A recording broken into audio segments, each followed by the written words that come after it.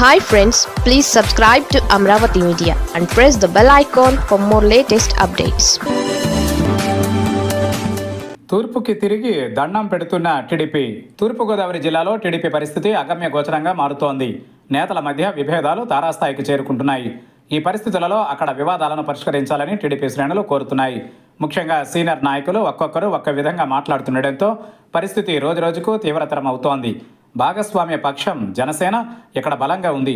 పైగా deputy CM Pawan Kalyan ఇదే జిల్లాకు చెందినవారు. దీంతో సహజంగానే జనసేన మాట చెల్లుబాటు అవుతూ వస్తోంది. దీంతో జనసేనకు సైతం పెద్ద ఎత్తున పదవులు దక్కుతున్నాయి. తమ అవకాశాలను జనసేన పట్టుకెళ్లిపోతోందని టీడీపీ నేతలు ఆవేదనతో ఉన్నారు. మరోవైపు టీడీపీ నేతల మధ్య కూడా అంతర్గత విభేదాలు పతాక స్థాయికి చేరుకుంటున్నాయి.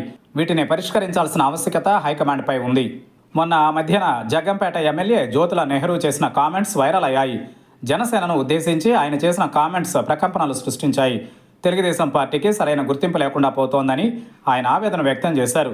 జనసేన నేత ఒకరికి 2 పదవులు లభించడంపై గుర్తు చేస్తూ అభ్యంతరం వ్యక్తం చేశారు. జనసేనతో పొత్తు విషయంలో పరోక్ష వ్యాఖ్యలు చేశారు. తెలుగుదేశం పార్టీ ఎన్ని పార్టీలతో పొత్తు పెట్టుకోలేదు, బయటకు రాలేదు అంటూ గుర్తు చేసుకున్నారు.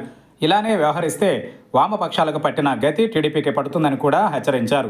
తద్వారా పొత్తుతో జనసేన అధిక ప్రయోజనాలు పొందుతోందని జ్యోతుల నెహ్రూ ఆవేదన వ్యక్తం చేశారు. మినీ మహానాడు వేదికగా ఈ కీలక ప్రకటనలు చేశారు. మరోవైపు సీనియర్ నేత యనమల రామకృష్ణుడు అంటే ముట్టనట్లుగా ఉన్నారు. ఆయన తెలుగుదేశం పార్టీలో సీనియర్. తూర్పుగోదావరి జిల్లాలో వ్యవహారాలు నడిపేది కూడా ఆయనే. కానీ ఎందుకో ఇటీవల యాక్టివ్ తగ్గించారు. మొన్నటి ఎన్నికలలో ఆయన తప్పుకున్నారు.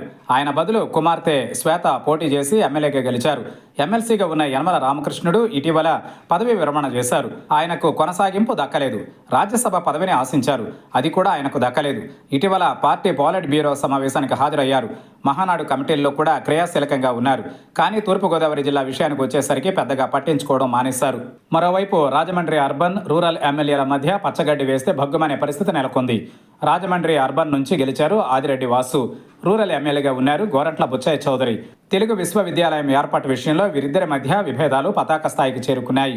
తెలుగు విశ్వవిద్యాలయం రాక తన ఘనత అని ప్రకటించుకున్నారు ఆదిరెడ్డి వాసు. దీనిపై తీవ్ర ఆగ్రహం వ్యక్తం చేశారు బుచ్చయ్య చౌదరి. 1983లోనే తెలుగు యూనివర్సిటీ ఏర్పాటుకు ఎన్టీఆర్తో మాట్లాడిన విషయాన్ని ప్రస్తావించారు. 2014లో టీడీపీ అధికారంలోకి వచ్చిన తరువాత తెలుగు విశ్వవిద్యాలయాన్ని రాష్ట్రానికి రప్పించేందుకు కృషి చేశానన్నారు. తప్పుడు ప్రచారాన్ని ప్రజలు నమ్మవద్దన్నారు. రాజమండ్రి అభివృద్ధిలో తన పాత్ర ఉందని చెప్పుకొచ్చారు. ఏడాదిలో ఎటువంటి పాలన జరగలేదని, ఫ్లెక్సీలతో పాలన సాగించారని ఎద్దేవా చేశారు. మొత్తానికి అయితే గోదావరి జిల్లాలలో టీడీపీ పరిస్థితి రోజురోజుకు దిగజారుతోంది.